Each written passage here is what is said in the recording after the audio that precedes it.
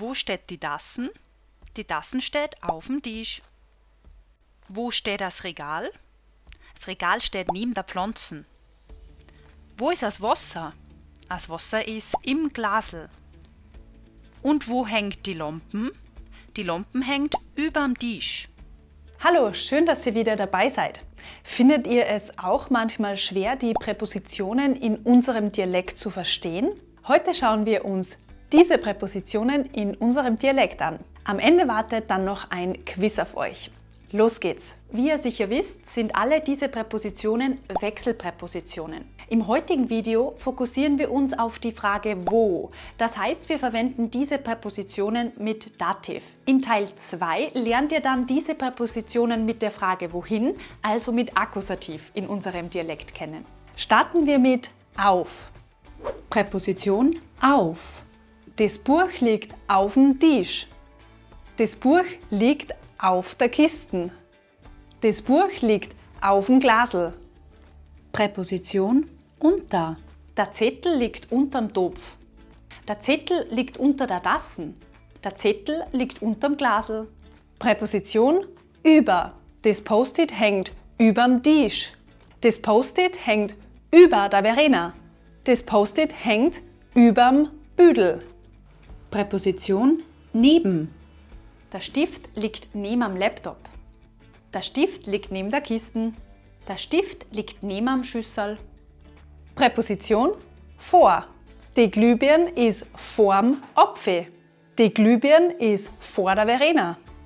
Die Glühbirn ist vorm Buch. Präposition hinter. Die Tassen steht hinterm Apfel. Die Tassen steht hinter der Flaschen. Die Tassen steht hinterm Glasl. Präposition an. Das Post-it klebt am Schreibtisch. Das Post-it klebt an der Wand. Das Post-it klebt am Glasl. Präposition zwischen. Der Textmarker liegt zwischen am Buch und am Dixo. Der Textmarker liegt zwischen am Buch und der Tassen. Präposition in. Der Radiergummi ist im Topf. Der Radiergummi ist in der Schüssel. Der Radiergummi ist im Glasl. Fassen wir jetzt noch einmal zusammen. Hier seht ihr die Wechselpräpositionen in unserem Dialekt.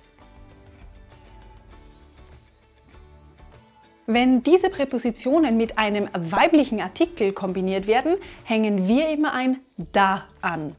Da, das ist der weibliche Artikel die in unserem Dialekt im Dativ. Also der wird zu da. Wenn wir einen männlichen Artikel nach der Präposition haben, dann verschmilzt der Artikel dem mit der Präposition und wir hängen entweder oder am an. Zum Beispiel nemam oder hintam. Wir sehen also hier das typische Element beim männlichen Artikel im Dativ. Bei den Präpositionen in und an hängen wir kein nach der Präposition an, sondern die Präposition verschmilzt mit dem Artikel und ändert sich zu am und im. Und wenn nach der Präposition ein neutraler Artikel kommt, dann haben wir dieselbe Veränderung wie bei den männlichen Artikeln. Hier folgen wir im Dialekt denselben Regeln wie im Standarddeutsch. Und übrigens, es fehlt ja noch Plural. Hier verwenden wir den Pluralartikel im Dativ, den, der in unserem Dialekt zu de wird. Also hängen wir immer nach der Präposition de an, egal ob es sich um ein feminines, neutrales oder maskulines Wort handelt. Also zum Beispiel hinter die Tassen, vor die Fenster, on die Wand, über die Tisch und so weiter. Jetzt könnt ihr gleich euer Wissen testen. Wir zeigen euch jetzt einen Satz und ihr müsst die richtige Präposition in unserem Dialekt erraten. Schreibt uns die Antworten in die Kommentare.